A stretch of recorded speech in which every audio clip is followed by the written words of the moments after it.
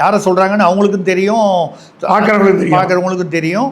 அதை போய் எடப்பாடிகிட்ட வந்து அதை ரிமூவ் பண்ணணும்னு கேட்டபோது வேணான்ட்டாரான், இருக்கட்டும்ன்ட்டாரான். தெரியல அது என்ன புரிஞ்சு சொன்னாரா தெரிஞ்சு தான் சொன்னாரான்னு தெரியல. இது யாரை சொல்லுதுன்னு மக்களுக்கும் தெரியும், எல்லாருக்கும் தெரியும். நம்ம அது சொல்ல வேண்டியதில்லை, நம்ம நாகரிகம் கருதி அது விட்டுருவோம். அந்த மாதிரி அந்த குள்ளநரித்தனத்தை வந்து திமுக வந்து கரெக்டாக வந்து இந்த விஷயத்தில் நான் அங்கே பயன்படுத்துகிறேன். அதை குள்ளநரித்தனம்னு சொல்லலாம், அவர்களுடைய அனுபவத்தினால் அவர்களுடைய தந்திரம்னு சொல்லலாம்.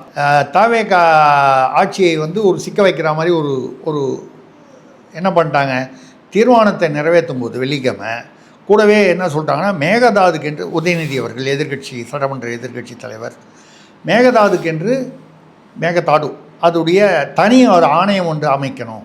இல்லை எங்கே பிரச்சனைன்னு கேட்டிங்கன்னா, ரிவர் வாட்டர் கமிஷன் நதிநீர் பங்கீடு ஆணையம்னு இருக்குது. இது உச்சநீதிமன்றத்துடைய அனுமதியோடு இருக்கிறது. 2018 உச்சநீதிமன்றம் வந்து என்ன சொல்லிடுச்சுன்னா, தெளிவாக எந்த அணை கட்டுறதா இருந்தாலும் மேகதாடு உட்பட